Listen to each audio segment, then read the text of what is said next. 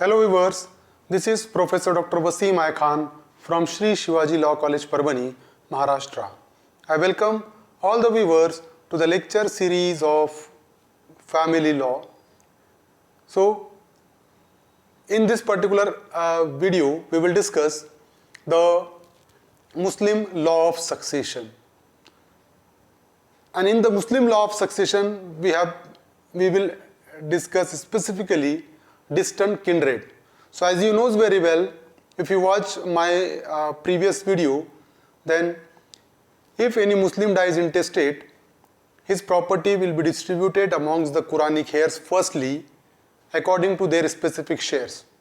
If property remains after distributing the specific shares to Quranic heir, then that amount will be called as a residue, and that residue will be distributed among the residuaries. But suppose if there are no Quranic heirs, if there are no residuaries, then under such a circumstances distant kindred will inherit the property.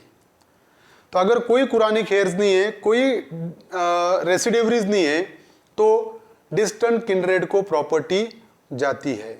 तो हम चलो discuss करेंगे. अभी introduction तो हमने already discuss किया है कि suppose if any Muslim dies, first of all the provision will be made for the funeral expenses.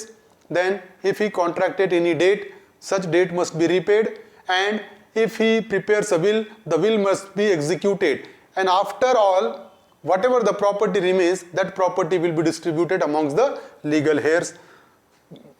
Funeral का एक्सपेंसेस निकाल देंगे, कर्ज चुका देंगे उसके प्रॉपर्टी से, विल अगर है तो विल एग्जीक्यूट करेंगे, उसके बाद जो प्रॉपर्टी बच रही उसके लीगल हेयर्स में डिस्ट्रीब्यूट होगी. So classes of heirs we have already discussed.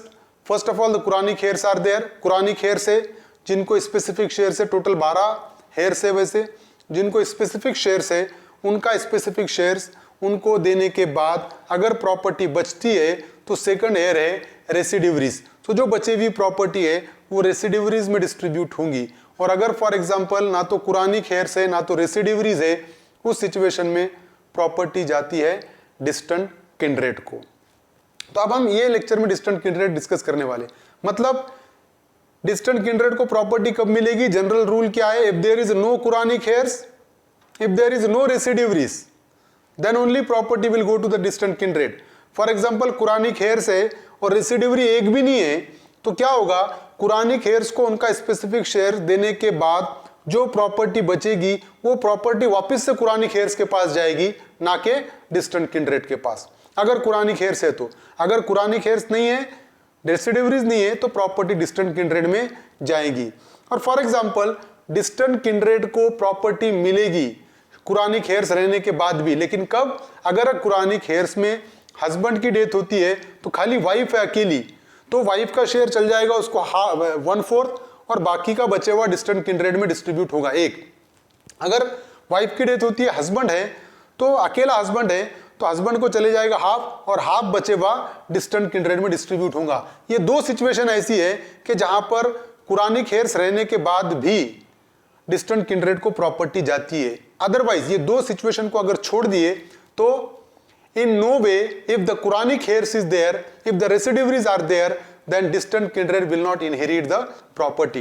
Distant kindred को property नहीं जाएगी. अभी distant kindred देखेंगे हम. Distant kindred are those who are neither sharers nor residuaries. Distant kindred वो है जो ना तो Quranic heirs है ना तो residuaries है. They fall into 4 classes. 4 classes है उनके. The first one is descendants. अब descendants में children of daughters and their descendant. तो डिस्टेंट किंड्रेड में कौन आ रहा है, childrens of daughter. Daughter is in Quranic heirs, daughter Quranic heirs में, लेकिन डॉटर के चिल्ड्रंस, डॉटर के बच्चे ना तो कुरानिक हेयर्स में है ना तो रेसिडिवरीज में. So childrens of daughters will comes under the category of distant kindred. तो जितने चिल्ड्रंस रहेंगे उनमें प्रॉपर्टी इक्वली डिस्ट्रीब्यूट हो जाएगी डॉटर के चिल्ड्रन में. And their descendant, for example daughter के चिल्ड्रन नहीं है, उनके डिसेंडेंट है, वो भी कवर हो गए यहां पर, उनके डिसेंडेंट को प्रॉपर्टी जाएगी. Then childrens of sons daughter and their descendant, जैसा डॉटर्स चिल्ड्रन है वैसा चिल्ड्रंस ऑफ सन्स डॉटर, लड़के की लड़की के बच्चे, ये भी डिस्टेंट किंड्रेड में आएंगे और उनके डिसेंडेंट, तो they will inherit the property. Suppose if there is a children's daughter, they will inherit. If there is no children's daughter, then children's of daughter है तो उनको प्रॉपर्टी डिस्ट्रीब्यूट करेंगे. अगर वो नहीं है तो फिर चिल्ड्रंस ऑफ सन्स डॉटर देखेंगे और प्रॉपर्टी उनको डिस्ट्रीब्यूट करेंगे. तो डिसेंडेंट में दो है, एक है चिल्ड्रंस ऑफ डॉटर, लड़की के बच्चे और उनके बच्चे फर्स्ट. दूसरा चिल्ड्रन ऑफ सन्स डॉटर, मरने वाले के लड़की के बच्चे और उनके डिसेंडेंट, ये डिस्टेंट किंड्रेड में आएंगे.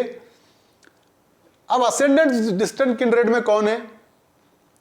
False grandfather. True grandfather already in Quranic heirs we have already discussed, और रेसिडिवरीज में भी अब हमने डिस्कस किया है. False grandfather is not in Quranic heirs as well as not in residuaries. तो फॉल्स ग्रैंडफादर और फॉल्स ग्रैंडमदर ये असेंडेंट में आएंगे. तो फॉल्स ग्रैंडफादर, फॉल्स ग्रैंडमदर, इनको प्रॉपर्टी दी जाएगी. Then descendant of parents. बाद में तीसरा स्टेज कौन आ रहा है? Descendants of parents, brothers daughter, भाई की लड़की एंड देयर डिसेंडेंट, उनके बच्चे, ये डिसेंडेंट्स ऑफ पेरेंट में आएंगे. उसके बाद ब्रदर सन्स डॉटर, भाई के लड़के की लड़की और उसके बच्चे, ये भी डिसेंडेंट्स ऑफ पेरेंट्स में आएंगे. और सिस्टर्स चिल्ड्रन, बहन के बच्चे, अगर बहन के बच्चे नहीं है तो उनके बच्चे, those are also comes under the category of distant kindred in the third list, that is a descendant of parents. तो ये डिसेंडेंट ऑफ पेरेंट्स में आएंगे. फिर उसके बाद descendants of immediate grandparents and descendant of remoter ancestor. Descendant of immediate grandparents मतलब क्या होगा? फॉल्स ग्रैंडफादर्स, फॉल्स ग्रैंडमदर, उनके बच्चे, उनके बच्चों के बच्चे, और वो नहीं है फिर और ऊपर जाएंगे अपन फॉल्स ग्रैंडफादर्स फादर, उनके बच्चे likewise. So that will be the list of distant kindred. और डिस्टेंट किंड्रेड में कैसा होगा? फॉर एग्जाम्पल अगर डिसेंडेंट डिस्टेंट किंड्रेड है तो असेंडेंट को प्रॉपर्टी नहीं मिलेगी. अगर डिसेंडेंट नहीं है तो असेंडेंट डिस्टेंट किंड्रेड को प्रॉपर्टी मिलेगी. असेंडेंट है तो डिसेंडेंट ऑफ पेरेंट्स को नहीं मिलेगी. मतलब पहला है तो दूसरा तीसरा चौथे को नहीं मिलेगी, पहला नहीं है तो दूसरा तीसरा चौथा कंसिडर होगा, like that. So in this particular manner the property will be distributed amongst the distant kindred. तो इस तरीके से प्रॉपर्टी डिस्टेंट किंड्रेड में डिस्ट्रीब्यूट होगी.